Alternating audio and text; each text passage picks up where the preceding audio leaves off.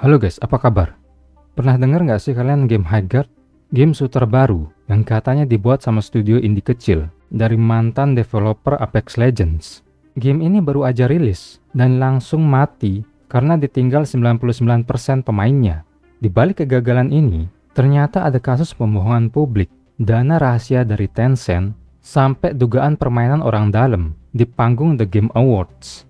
Di video kali ini, kita bakal bongkar semua faktanya. Kita bakal bahas aliran dana dari Tencent yang sengaja ditutupi, praktik lempar kerjaan ke luar negeri, dan kelakuan developer yang malah nyalahin gamer saat gamenya nggak laku.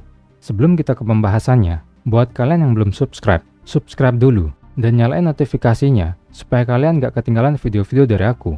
Dan kalau kalian tertarik dukung aku lebih, kalian juga bisa join YouTube membership. Oke, kita lanjut.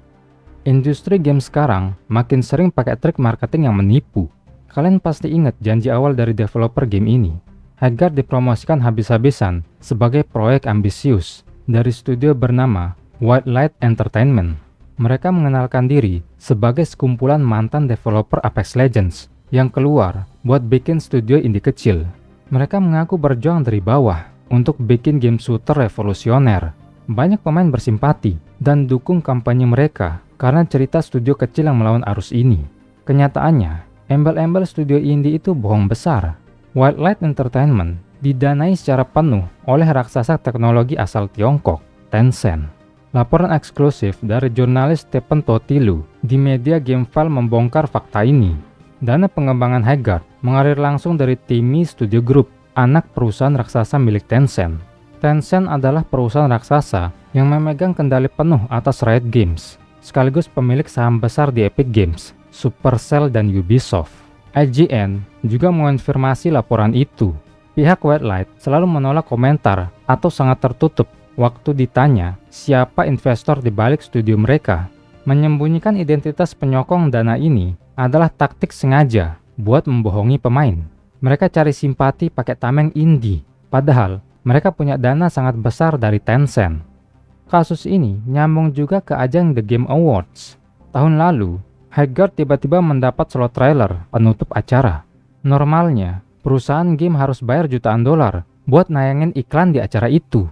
Geoff Keighley, selaku pembawa acara, memberikan slot mahal itu gratis, cuma dengan alasan dia suka banget sama gamenya. Faktanya, ada permainan orang dalam. The Game Awards ternyata sangat bergantung sama dana dari Tencent. Dewan Penasihat The Game Awards diisi oleh 15 kursi. 4 dari kursi itu dikendalikan langsung oleh perusahaan di bawah Tencent. Mark Merrill dari Riot Games duduk di dewan tersebut, dan Riot Games 100% milik Tencent. Perwakilan dari Epic Games juga punya kursi, dan Epic didanai besar-besaran oleh Tencent. Stephen Ma, bos senior Tencent, juga punya kontrol di dewan itu. Belum lagi, CEO Ubisoft, Yves Guillemot, juga duduk di sana. Tencent memegang kepemilikan saham yang besar di Ubisoft. Intinya, suara terbanyak di dewan dipegang sama satu perusahaan raksasa yang sama. Keanehan The Game Awards nggak berhenti di situ. Beberapa tahun lalu, muncul kategori baru bernama Game Changer Award. Penghargaan dadakan ini dimenangkan sama orang bernama Amir Sadfat. Publik sama sekali nggak kenal siapa Amir Sadfat dan apa kontribusinya buat industri game. Hasil pencarian di LinkedIn memberi jawaban pasti. Amir Sadfat menjabat sebagai Business Development Director di Tencent sejak 2023. Dia memenangkan penghargaan aneh itu cuma setahun setelah kerja di Tencent. Kejadian ini buktiin kalau promosi Highguard murni hasil campur tangan orang dalam. Dominasi perusahaan Tiongkok di The Game Awards itu nyata bro. Tencent punya saham di Larian Studios, kreator Baldur's Gate 3, dan From Software, kreator Elden Ring dan Sekiro.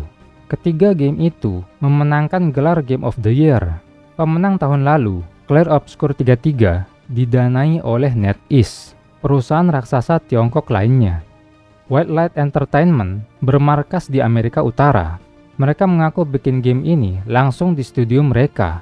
Tapi fakta di lapangan buktiin mereka melakukan outsourcing atau melempar hampir semua pengerjaan gamenya keluar Amerika Utara demi tenaga kerja murah. Seorang kreator bernama Safi membongkar profil karyawan Wildlight. Pihak studio ternyata mempekerjakan banyak manajer bergaji tinggi yang tugasnya cuma melempar kerjaan ke orang lain. Di foto pertama, kita bisa lihat ada Sean, manajer yang bertugas melempar pembuatan konsep art ke luar negeri. Lanjut ke foto kedua. Di paling atas, ada Andres, manajer yang melempar pengerjaan aset 3D seperti senjata, kendaraan, dan properti. Di sebelahnya, ada Fernando, manajer yang melempar pembuatan model karakter 3D. Di tengah ada Kevin, manajer yang juga melempar pengerjaan properti dan senjata. Terus di bawah ada Teresa, manajer yang melempar pengerjaan desain karakter dan skin. Pat, juga manajer yang melempar konsep art ke pihak luar. Dan di kiri atas ada Jessica, sang produser yang tugasnya mengawasi semua manajer outsourcing ini. Dan kalau kalian lihat daftar gamenya, Jessica dan Pat sebelumnya sama-sama pernah ngerjain Concord. Hasilnya, desain game ini berantakan. Tiap karakter di Highguard kelihatan kayak dari game yang beda-beda dan nggak nyambung karena tiap aset dikerjakan terpisah oleh orang-orang dari berbagai negara yang nggak saling komunikasi. Fakta ini makin kuat waktu Brandon Mice, lead karakter designer dari studio Midnight Society, ikut buka suara buat merespon cuitan dari Safi di Twitter soal isu outsourcing ini. Brandon membenarkan klaim tersebut dan mengaku kalau dia pernah interview kerja di Wildlight, jadi dia tahu betul sistem mereka. Menurut Brandon, tujuan utama dari praktik melempar pengerjaan ini murni demi mencari tenaga kerja luar negeri yang jauh lebih murah. Brandon bahkan curhat kalau tren seperti ini sudah merusak karir developer lokal seperti dirinya. Brandon menegaskan kalau cara kerja Wildlight ini nggak masuk akal. Berdasarkan kata-kata Brandon sendiri, Wildlight merekrut banyak manajer yang cuma bisa mengerjakan satu spesialisasi kecil, tapi dibayar sangat mahal. Gajinya jelas bukan standar gaji studio indie. Manajer-manajer super mahal ini ujung-ujungnya cuma disuruh buat mengawasi hasil kerjaan tenaga kerja murah dari luar negeri. Terbukti kan kalau Wildlight sangat buang-buang uang. Sebagai contoh, mereka bahkan punya posisi jabatan bernama Director of Office Culture atau Direktur Budaya Kantor. Posisi ini makan gaji besar tanpa memberi kontribusi apapun ke pembuatan gamenya. Jadi udah kelihatan jelas, uang rahasia dari Tencent bukannya dipakai buat bikin game yang bagus, tapi malah habis buat bayar gaji manajer-manajer nggak penting ini. Sementara pengerjaan gamenya sendiri dilempar ke tenaga kerja murah. Highguard punya segalanya. Mereka dapat dana miliaran dari Tencent, promo gratis di The Game Awards, dan promosi konten kreator yang direkayasa. Hasil akhirnya tetap hancur pas dirilis. Cuma dalam waktu 24 hari sejak rilis, jumlah pemain di Steam anjlok drastis. Game ini kehilangan lebih dari 99% basis pemainnya dan menyisakan 783 orang yang online. Pemain langsung bosen karena gameplaynya terasa buang-buang waktu. Nggak ada alasan kuat buat terus main selain mengejar item kosmetik. Game ini butuh banget mode standar kayak Team Deathmatch, mode Domination, dan desain map yang lebih sempit biar pemain nggak kelamaan nunggu antrean. Kondisi parah ini berujung pada matinya akses untuk publik. Rock Paper Shotgun melaporkan kalau website resmi playhighguard.com tiba-tiba mati dan cuma menampilkan pesan error. Di YouTube, tagar resmi untuk kategori game Highguard juga udah dihapus permanen. Seorang developer di server Discord Highguard memberi pernyataan kalau website itu diturunkan buat proses transfer. Developer itu mengaku kalau reputasi studio udah terlanjur hancur. Matinya website dan tag YouTube adalah tanda valid kalau server game ini bakal segera dimatikan permanen. Tiap kali ada game gagal, kebiasaan buruk developernya adalah menyalahkan gamer.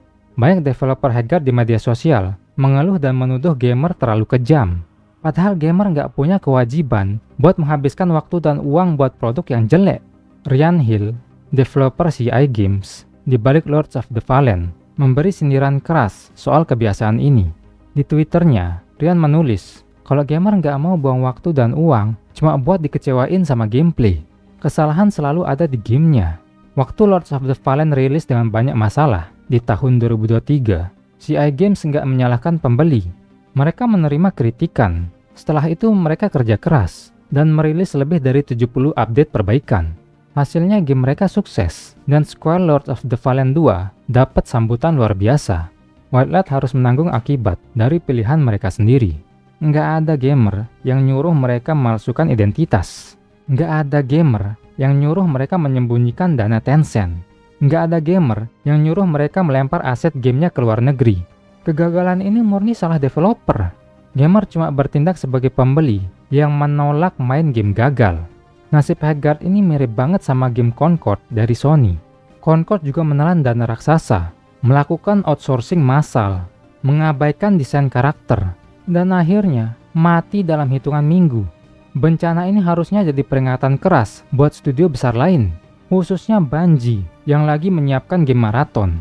Posisi Bungie sekarang sedang kritis. Kalau Bungie gagal memanfaatkan hype maraton, terus membohongi komunitas, dan bikin sistem game yang membosankan, yakin aku, Bungie bakal bangkrut. Kebangkrutan Bungie otomatis berdampak sangat buruk buat jutaan pemain Destiny. Jadi kesimpulannya gimana? Headguard pantas gagal. Mereka pegang dana sangat besar dari Tencent, dapat posisi rilis eksklusif di acara terbesar, tapi tetap gagal mempertahankan 1000 pemain.